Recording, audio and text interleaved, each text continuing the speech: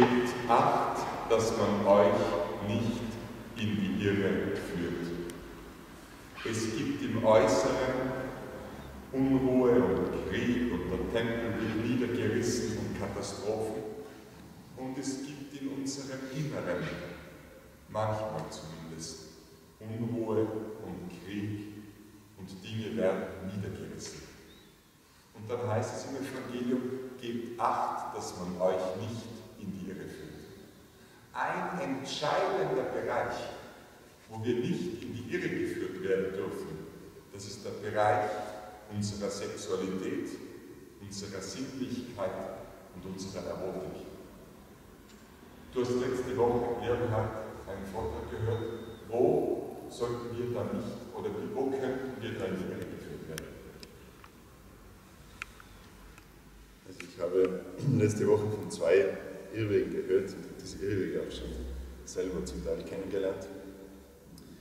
Der erste Irrweg, der Vortrag war auf Englisch, unter der Überschrift Starvation Diet.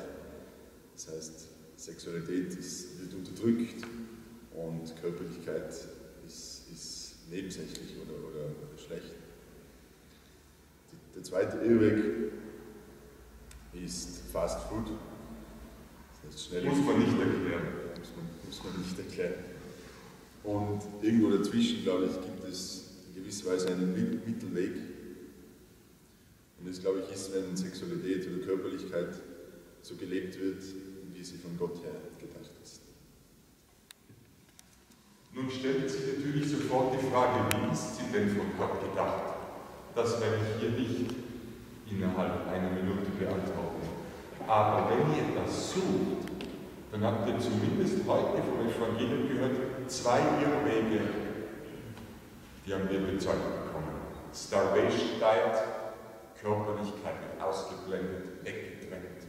Wir tun so, als ob es das nicht gäbe. Und der andere Irrweg, allen bekannt, Fast Food. Gebt Acht, dass man euch nicht in die Irre führt.